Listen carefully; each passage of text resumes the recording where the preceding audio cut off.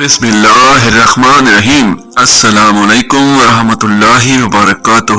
Viewers, میری آج کی ویڈیو دو کہانیوں پر مشتمل ہے، زبان کے نیچے چھپا ہوا اور ایاس ابن معاویہ کی حکمت۔ اگر آپ کو میری ویڈیو اچھی لگے تو میرے چینل کو لائک کیجیے، شیئر کیجیے، سبسکرائب کیجیے۔ ایک دفعہ ایک بادشاہ نے دو غلام خریدے۔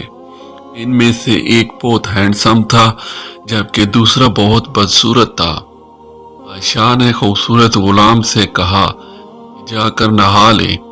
جب وہ چلا گیا تو بادشاہ دوسرے غلام کی طرف متوجہ ہوا اور کہا کہ تمہارے ساتھی نے تمہارا بہت برا حساب دیا ہے۔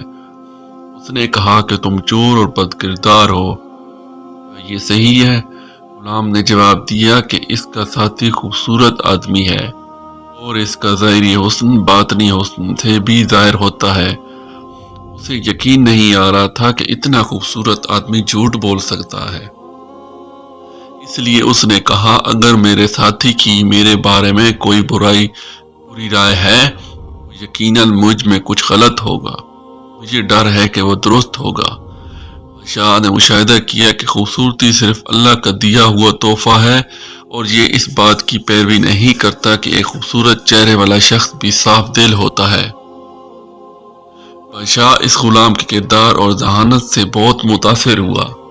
اتنے میں پہلا غلام اپنے غسل سے واپس آیا۔ بادشاہ نے دوسرے غلام یعنی بدصورت غلام کو نہانے کے لیے بھیجا اور اس کی غیر موجودگی میں خوبصورت غلام کو بتایا کہ اس کے ساتھی غلام نے اس کا برا حساب دیا ہے۔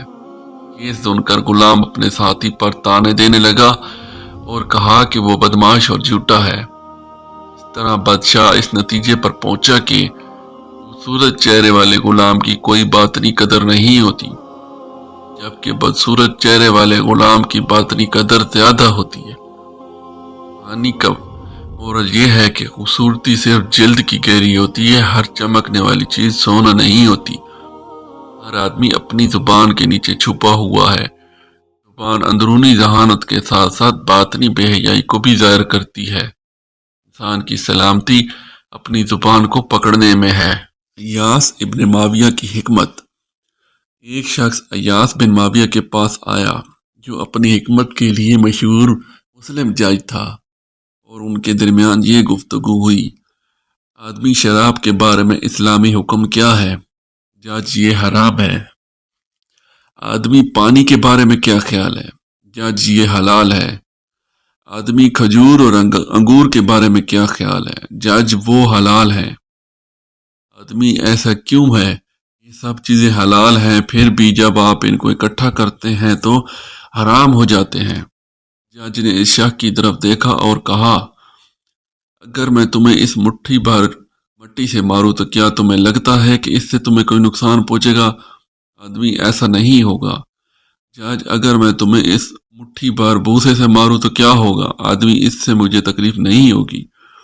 جج ایک مٹھی پانی کیسا ہے؟ آدمی اس سے یقیناً مجھے کوئی تکلیف نہیں ہوگی۔ جج اگر میں ان کو ملا دوں اور اینٹ بننے کے لیے خشک کر دوں اور پھر آپ کو ماروں تو کیا آپ کو تکلیف ہوگی؟ آدمی یہ مجھے تکلیف دے گا اور مجھے مار بھی سکتا ہے۔ جج وہی استدلال لاگو ہوتا ہے جو تم نے مجھ سے پوچھا۔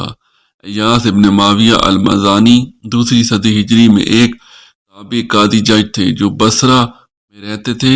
وہ بے پناہ ہوشیاری کے مالک تھے جو عربی لوک داستانوں میں ایک پسندیدہ موضوع بن گیا۔